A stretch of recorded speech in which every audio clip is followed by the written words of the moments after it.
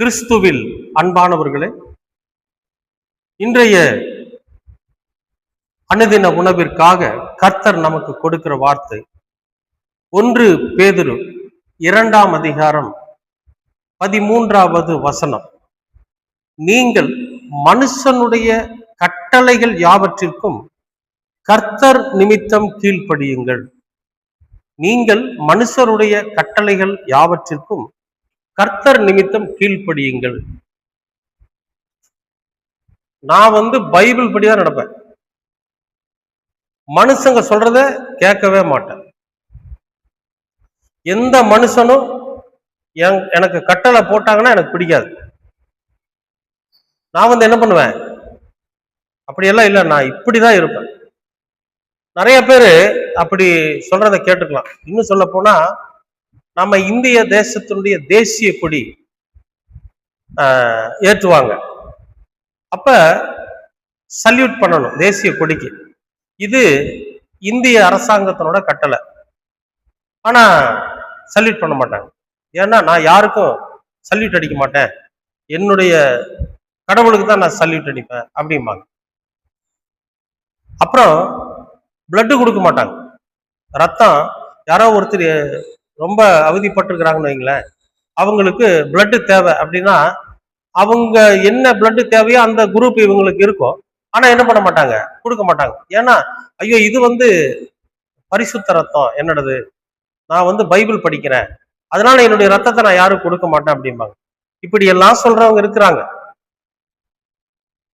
ஆனா இங்க வேதம் என்ன சொல்லுது, நீங்க மனிதர்களுடைய கட்டளைக்கு கீழ்ப்படிங்க, அது கர்த்தர் நிமித்தம் அப்படிங்கிற. கர்த்தர் எந்த மாதிரியான காரியத்துக்கெல்லாம் கீழ்ப்படிய சொல்லியிருக்கா, அதுக்கு கீழ்ப்படிங்க.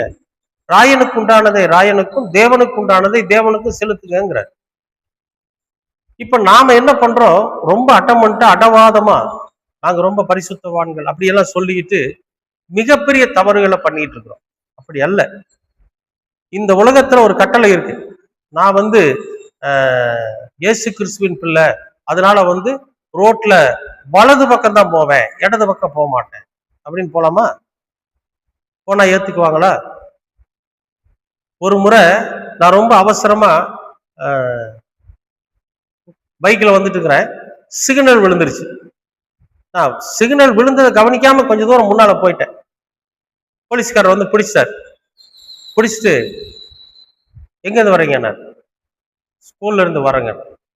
உங்க பேர் என்ன அப்படின்னா, பேர் சொல்லு. கிறிஸ்டினா நீங்க அப்படின்னாரு. ஆமாங்க. ஒரு கிறிஸ்டினா இருந்துட்டு சாலை விதிகளை மீறலாமா அப்படிங்கிறார். எனக்கு ரொம்ப, அதாவது நம்முடைய ஆண்டவருடைய நாமத்தை நாம தூஷணம் பண்ணிட்டோமே அப்படிங்கிற வருத்தம் எனக்குள்ள இருந்து, ஐயா தயவு செஞ்சு மன்னிச்சுங்க, இனிமே இது போன்ற தவறுகளை நான் பண்ண மாட்டேன்னு சொல்லிட்டு அப்படியே பின்னால வந்துட்டேன். உலகம் நம்ம இடத்துல எதிர்பார்க்கிற ஒரு விஷயம் என்ன தெரியுங்களா, இவர்கள் கிறிஸ்தவர்களா இருந்தா இவங்க சாலை விதிகளை கூட மீற மாட்டாங்க.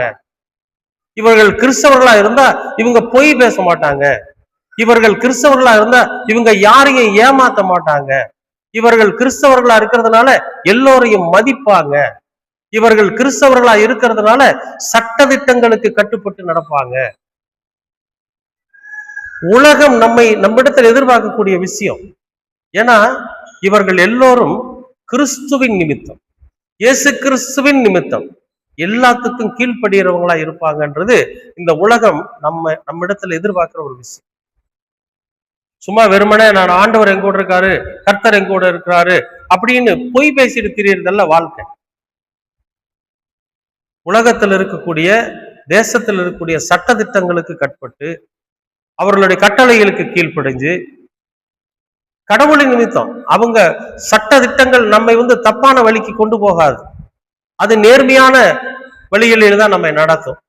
அப்ப இயேசு கிறிஸ்துவின் நிமித்தம், இயேசு கிறிஸ்து எப்படி அன்றைய அரசு சட்டங்களுக்கு கீழ்ப்படிஞ்சு இந்த பூமியில வாழ்ந்தாரோ, இயேசு கிறிஸ்து எப்படி தண்டனைக்குரியவர்கள் அவங்க சொன்னப்ப சரி நான் தண்டனைக்குரியவன் தான், என்னை நீங்க தண்டிங்கன்னு போய் தன்னைத்தானே அர்ப்பணிச்சு நின்னாரோ, அது போல இந்த உலக சட்டங்கள், மனுஷர்களுடைய சட்டங்கள், இதெல்லாம் சட்டத்திட்டங்கள் எல்லாம் பாத்தீங்கன்னா மனிதர்கள் எழுதினது. அந்த சட்ட திட்டங்கள் கிறிஸ்துவின் நிமித்தமாக நாம அதுக்கு கீழ்ப்படிந்து இருக்கிறப்போ நிச்சயமாகவே நாம் நம்முடைய தேவனுடைய நாமத்தை மகிமைப்படுத்துகிறவர்களா இருக்கும். யாரெல்லாம் கிறிஸ்துவின் நாமத்தை மகிமைப்படுத்துகிறார்களோ, யாரெல்லாம் இயேசு கிறிஸ்து என்கிற நாமத்தை மகிமைப்படுத்துகிறார்களோ அவர்கள் மேல பிதாவாகிய தேவன் பிரியமாய் இருக்கும். அப்ப இனிமே கிறிஸ்துவின் நிமித்தம் எல்லா சட்ட திட்டங்களுக்கும் கீழ்ப்படிஞ்சு உண்மையாய் நடக்கிறவர்களா நாம இருக்கணும். அப்பதான் பிதாவினுடைய வீட்டிலும் நமக்கு இடம் கிடைக்கும். விசுவாசிக்கிறீங்களா? அன்பின் பரலோக பிதாவே, நல்லதொரு காலை பொழுதுக்காக நன்றி. மனிதர்கள் போட்டிருக்கிற சட்டதிட்டங்கள், கட்டளைகள் இவை எல்லாவற்றிற்கும் இயேசு கிறிஸ்துவின் நிமித்தமாக நாங்கள் கீழ்ப்படிந்து இந்த உலகத்தோடு ஒத்து வாழ்வதற்கான வாழ்க்கையை நீர் எங்களுக்கு கற்றுத்தர வேண்டுமாய் செபிக்கிறோம். உம்முடைய கிருபையும் உம்முடைய வழிநடத்துதலும் என்றென்றைக்கும் எங்களோடு கூட இருக்கு. இயேசு கிறிஸ்துவின் வழியாய் கேட்கிறோம் நல்ல பிதாவே. ஆமேன், ஆமேன், ஆமேன்.